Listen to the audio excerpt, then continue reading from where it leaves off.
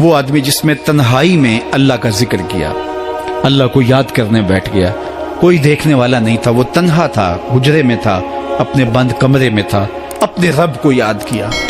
اللہ کی یاد کرتے کرتے اس کی آنکھوں سے آنسو ٹپکنے لگے، اس کی آنکھیں آنسوؤں کا خراج دینے لگی۔ تو میرے اور آپ کے آقا و مولا نے فرمایا کہ یہ آنسو اتنے قیمتی ہیں، ان آنسوؤں کے بدلے میں قیامت کے دن اسے عرش الہی کا سایہ نصیب ہوگا، عرش الہی کا سایہ اسے نصیب ہوگا ان آنسوؤں کے بدلے میں۔ رومی علیہ رحمہ فرماتے ہیں جہاں پانی گرتا ہے وہاں سبزہ اگتا ہے، جہاں آنسو گرتے ہیں وہاں رحمت اترتی ہے۔ تو اس لیے جو اللہ کی یاد میں رونے کا لطف ہے اور اللہ کی یاد میں آنسو بہانے کا اجر اور صلہ رکھا گیا ہے، یہ گناہوں کو دھو ڈالتا ہے، یہ اندر کی صفائی اور ستھرائی کا سبب اور ذریعہ ہے۔ میرے اور آپ کے آقا و مولا نے فرمایا راتوں کی تنہائیوں میں اٹھ کے قرآن پڑھا کرو اور قرآن پڑھتے ہوئے رویا کرو۔ پھر فرمایا فَإِلَّمْ تَبْكُوا فَتَبَاكُوا، اگر رونا نہ آئے تو رونے کی کوشش کیا کرو۔ حضرت داتا گنج بخش علی حجویری سے ایک مرید نے کہا حضرت اگر رونے کی کوشش کریں پھر بھی رونا نہ آئے، فرمایا پھر اپنے مقدر پہ رویا کرو۔ تم اتنے سنگ دل ہو گئے ہو کہ تمہاری آنکھیں آنسوں کا خراج نہیں دیتی۔ جو رونا نہیں جانتا وہ اللہ کی رحمتوں کو اور اللہ کی کرم نوازیوں کو کیسے سمیٹ پائے گا؟ بچہ روتا ہے تو ماں دودھ دیتی ہے، جب بندہ اللہ کی حضور الہاؤ زاری کرتا ہے، عجز کرتا ہے، انکساری کرتا ہے تو اللہ کی رحمتوں کو جوش آتا ہے اور اللہ تعالیٰ کی رحمتیں اس پہ برستی ہیں اور اس کے نہ صرف گناہ معاف ہوتے ہیں بلکہ اللہ تعالیٰ اس کے گناہوں کو بدل کے نیکیوں میں تبدیل کر دیتا ہے۔ ایک فقیر تھا، ملنگ درویش، اللہ کا بندہ، اس کی عادت یہ تھی کہ اپنے ڈیرے پہ آنے والوں کو کھلاتا، ان کو پلاتا، ان کی ضروریات کا خیال رکھتا، لیکن کو مالی آسودگیاں نہیں تھی۔ ہوتا یہ تھا کہ بعض اوقات لوگ آتے تو ادھار لے کر کے وہ لوگوں کو کھلا دیتا۔ خیر چونکہ فقیر کا مزاج یہ ہوتا ہے کہ لوگ آئیں اس کے ڈیرے سے کھائیں، بابا بلے شاہ نے بھی کہا تھا نا اٹ کھڑک کے دکڑ بجے تتا ہووے چلا، آن فقیر کھا کھا جاون راضی ہووے بلا۔ یہ فقیروں کا مزاج ہے، تو جو بھی آتا اس کے ڈیرے سے کھاتا اور وہ ادھار اٹھا اٹھا کے لوگوں کی ضروریات کو پورا کرتے رہتے۔ وقت آخر آ گیا، جن لوگوں نے ادھار دیا تھا وہ سارے تقاضا کرنے آ گئے۔ اب بابا جی کو کیا فکر لاحق ہے کہ یہ میرے مہمان ہیں اور میں ان کو کچھ پیش کرنے کی صلاحیت نہیں رکھتا۔ ایک بچہ تھا، وہ کچھ سامان بیچ رہا تھا، پتیسا بیچ رہا تھا یا کوئی اور چیز بیچ رہا تھا۔ اس نے گلی سے گزرتے ہوئے آواز لگائی، خادم کو کہا سے بلا کے لاؤ، کہا تم بیچ رہے ہو تو میرے مہمانوں کو کھلا دو۔ بچہ بڑا خوش ہوا کہ میں سارا دن گلیوں میں گھوم کے یہ پتیسا بیچنا تھا، اب یہ ایک جگہ ہی سارا فروخت ہو گیا تو یہ تو موج لگ گئی، میں جلدی گھر چلا جاؤں گا، میری ماں خوش ہو گئی۔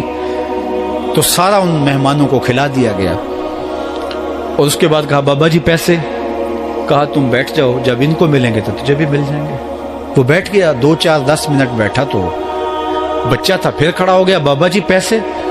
کہا جب ان کو ملیں گے تو تجھے بھی مل جائیں گے۔ پھر آدھا گھنٹہ گزرا تو پھر اس نے کہا بابا جی پیسے؟ میری ماں میرا انتظار کر رہی ہے، ہمارے گھر کا چولہا اسی سے جلتا ہے، میں یہ پیسے لے کر جاؤں گا اور میری ماں کوئی ہنڈیا خریدے گی اور ہم شام کا گھر کا کوئی سلسلہ کریں گے۔ کہا بیٹا جب ان کو ملے گا تو تجھے بھی مل جائے گا۔ بچے نے رونا شروع کر دیا، یتیم بچہ تھا، اس کا سارا آسرا یہی تھا، اس نے رونا شروع کر دیا۔ جب بچہ رویا اللہ کی رحمت کو جوش آیا، کوئی مرید نذرانہ لے کے ان بزرگوں کے پاس آ گیا اور اشرفیوں کی بھری ہوئی تھیلی پیش کی۔ وہ اتنے پیسے تھے کہ اس بچے کو بھی دیے، جتنے لوگ آئے تھے سب کا قرض چکایا، کہا جاؤ گھروں کو۔ تو سب نے کہا بابا جی ہم صبح سے بیٹھے ہوئے تھے تو یہ نذرانہ دینے والا صبح سے نہیں آیا تو اب کیسے آ گیا؟ کہا صبح سے تمہارے اندر کوئی رونے والا نہیں تھا، ایک رونے والا آیا تو باقیوں کا بھی کام بن گیا۔ بعض اوقات کسی ایک شخص کی وجہ سے باقیوں کی خطائیں بھی معاف ہوتی ہیں۔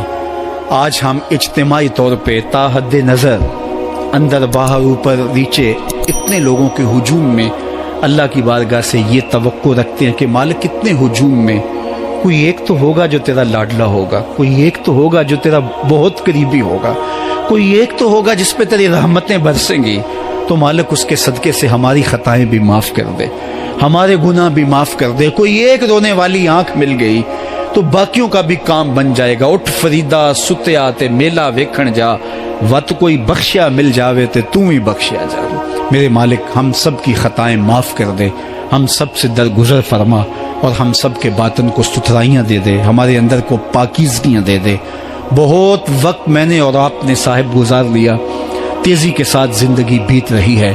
میں اگر اپنے آپ کو دیکھوں تو میری زندگی کتنی بہاریں کاٹ چکی ہے۔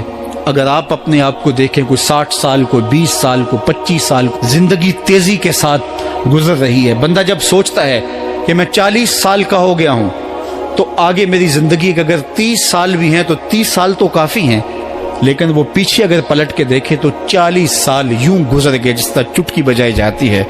جب چٹکی بجانے کے وقت میں 40 سال گزر گئے محسوس ہوتے ہیں، تو جو باقی 30 سال اگر ہوئے بھی، وہ تو گمان ہے میرا، وہ تو گمان ہے آپ کا، ہمیں تو ایک سانس کا بھی نہیں پتا۔ پوچھا گیا زندگی اور موت کے بارے میں کیا خیال ہے؟ کہا فجر پڑی ہے، پتہ نہیں ظہر پڑھ سکیں گے یا کہ نہیں۔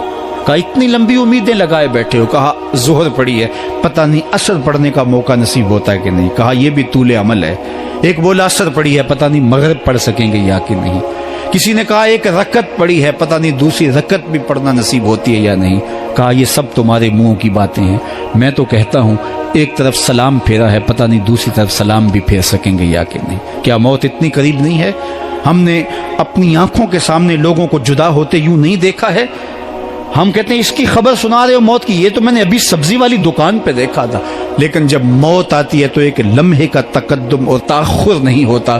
تو صاحب آئیے اپنی زندگی کو اللہ اور اس کے رسول کی راہوں پہ ڈالیں۔ آج وقت ہے، آج موقع ہے، آج توبہ کا دروازہ کھلا ہے، کل سب کچھ نہیں ہوگا۔ آج اس کی رحمتیں آواز دے رہی ہیں۔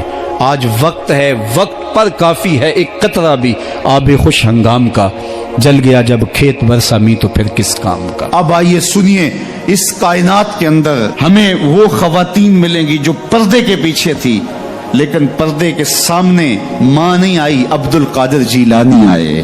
ماں پردے کے پیچھے تھی، پردے کے سامنے فرید الدین گنج شکر آئے۔ ماں پردے کے پیچھے تھی، مہر و ماں نے بھی آنچل نہیں دیکھا، لیکن پردے کے سامنے کربلا میں حسین ابن علی آئے۔ تو یہ پردے کے سامنے آئے، وہ پردے کے پیچھے تھی۔ تو جب مائیں پردے کے پیچھے ہوں تو پھر بیٹے جو ہیں وہ پردے کے سامنے آ کے وہ نقش ثبت کرتے ہیں کہ جو لوگوں کے زندگی کے نقوش کو جو ہے وہ اجال دیتے ہیں اور تقدیر بدل دیتے ہیں۔ تو اس لیے ماؤں کی ذمہ داریاں گھر سنبھالنا ہے۔ جب